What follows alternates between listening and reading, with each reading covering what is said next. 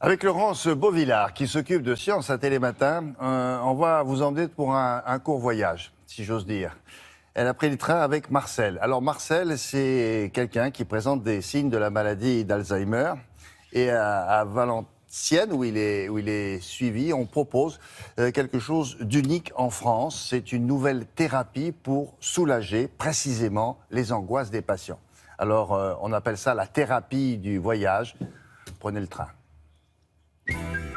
J'ai un ticket, un drôle de ticket, puisque la gare de départ, eh bien, c'est cette unité de vie pour malades Alzheimer de Valenciennes.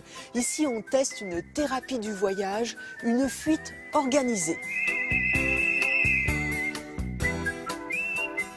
Les 14 résidents de cette unité présentent des signes de la maladie d'Alzheimer. Un des symptômes fréquents est un désir irrépressible de partir. Partir pour partir, sans but précis. Bon, je vais vous laisser. Vous allez où, monsieur l'autre? Restez un peu avec nous. Voir chez mes parents. Voilà pour le train. Un voyage, c'est justement ce que cet infirmier va proposer à Marcel. Bonjour Marcel. Eh ben c'est parfait, si vous êtes ticket, on peut y aller. Avec vous, en fin de compte. Hein. Eh ben parfait. C'est une envie qui ne les quitte pas. Ils veulent se retrouver à un autre endroit que celui où ils sont. Est-ce que c'est retourner chez eux? Est-ce que c'est être ailleurs? Je pense que pour beaucoup, c'est être ailleurs. Dans le service, on a construit une salle de gare et un wagon. Mais il y a des questions que l'on ne pose pas. La destination, par exemple, elle n'a aucune importance. Le but, c'est juste de partir pour une séance de thérapie du voyage. Ce système vient d'Italie. Il a été développé par le professeur Cilesi, qui est professeur à l'Université de Milan et qui est spécialiste des maladies neurodégénératives. C'est le concepteur qui est venu nous former à la thérapie du voyage. Et à partir de ça, on a établi avec les soignants un protocole d'utilisation de cet outil. Non, on va une fois de temps. Allons-y Marcel. On est parti. Ouais. Je vous laisse vous installer. L'idée d'organiser la fugue par le voyage en cabine permet effectivement de réduire considérablement les envies de fugue au sein de l'unité de vie. Ah, c'est pas du vin, c'est tout. Chauffeur, conducteur, je ne sais plus comment... Ben c'était bon, je dois vous sentir.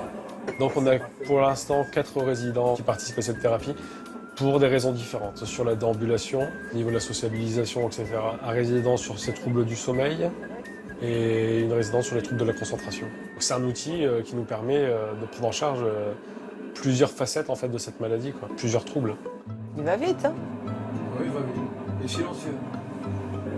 Là, on est bien entouré, là. Vous aimez bien comme ça voyager avec du monde Ben, j'aime bien, par exemple, on peut causer. Moi, je suis un causard. Mais j'aime bien causer. D'accord. Il y a une espèce de poids qui a disparu. C'est quand même un élément très important si on arrive à les apaiser, si on évite de leur donner des médicaments complémentaires, des calmants, ce qu'on appelle les camisoles thérapeutiques, eh bien ben voilà, on a tout gagné. Et en plus, quand on a des résidents qui sont heureux, souriants et les yeux pétillants, comme on a pu voir lors du voyage, ben, c'est formidable. C'est bon, j'aime bien. Et on est content.